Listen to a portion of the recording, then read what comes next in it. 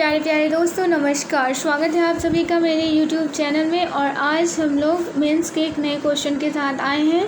ये हमारा भूगोल का क्वेश्चन है।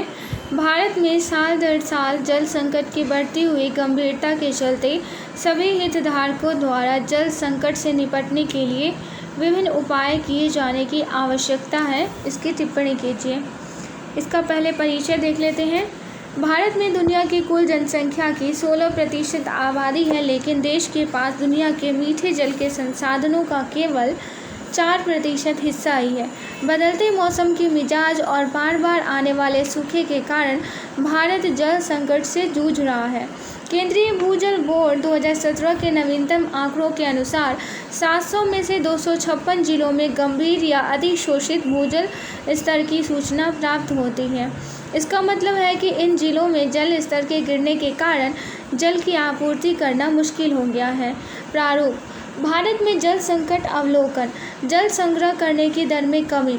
भारत को हर साल वर्षा या अन्य स्रोतों जैसे ग्लेशियर के माध्यम से 3000 बिलियन क्यूबिक मीटर जल प्राप्त होता है। इनमें से केवल 8% ही एकत्रित किया जाता है।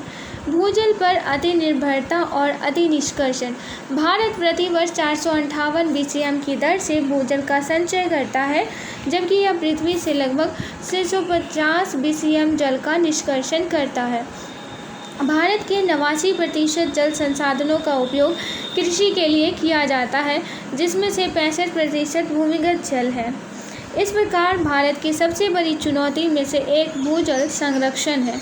जल संकट: नीति आयोग की एक रिपोर्ट के अनुसार वर्तमान में भारत की 12 प्रमुख नदी घाटियों में लगभग 820 मिलियन लोग अत्यधिक जल तनाव का सामना कर रहे हैं।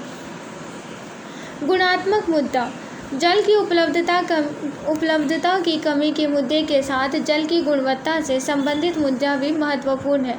भारत के 600 जिलों में से 1/3 में भूजल मुख्य रूप से फ्लोराइड और आर्सेनिक के माध्यम से दूषित होता है। इसके अलावा भारत की पर्यावरण रिपोर्ट 2019 के अनुसार वर्ष 2011 से 18 के बीच सकल प्रदूषणकारी उद्योगों की संख्या में 136% तक की वृद्धि हुई है। आगे की राय इसके क्या क्या हैं वो देख लेते हैं।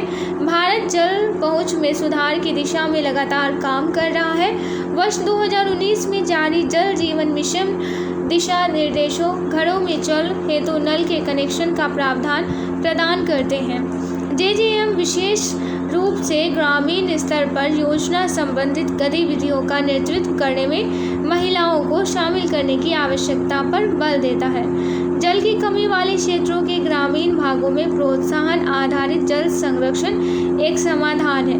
उदाहरण के लिए, यदि भूजल का एक विशेष स्तर बनाए रखा जाता है तो उस क्षेत्र के किसानों को उच्च MSP प्रदान किया जा सकता है। जल उपयोग दक्षता में सुधार: किसानों को जागरूक करके और उन्हें जमीनी स्तर पर जल प्रतिरोधी फसलों से संबंधित तकनीकी उपलब्ध कराकर कृषि में जल उपयोग दक्षता सुनिश्चित की जा सकती है। इन सीटू जल संरक्षण तकनीकों जैसे वर्षा जल संचयन, चेक डैम को जारी रखने की आवश्यकता है। जल प्रबंधन: फिलहाल जल प्रबंधन संबंधी योजना निर्माण और विकास की जरूरत है। साथ ही जल प्रबंधन को कृषि क्षेत्र एवं पर्यावरण सुधारों के प्रयासों पर केंद्रित होना चाहिए। उचित जल प्रबंधन से ही सही भूमि प्रबंधन, स्वास्थ्य प्रबंधन और शिक्षा प्रबंधन होगा। डेटा और सिस्टम एकीकरण: जनसांख्यिकी, सामाजिक, सांस्कृतिक, आर्थिक और अन्य मापदंडों सहित विभिन्न डेटा सेट्स को जल से संबंधित स्थानिक एवं गैर स्थानिक डेटा के साथ एकीकृत करने की आवश्यकता है, जैसे मिट्टी की नमी, वार्षिक वर्षा, नदियाँ, जलवृत्त, भूजल स्तर की गुणवत्ता आदि। सर्वोत्तम प्रथाओं को साझा करना: जल प्रबंधन से संबंधित ऐसा बहुत सारा ज्ञान मौजूद है जो हितधारकों को जल संरक्षण से संबंधित उपायों में मदद करता है।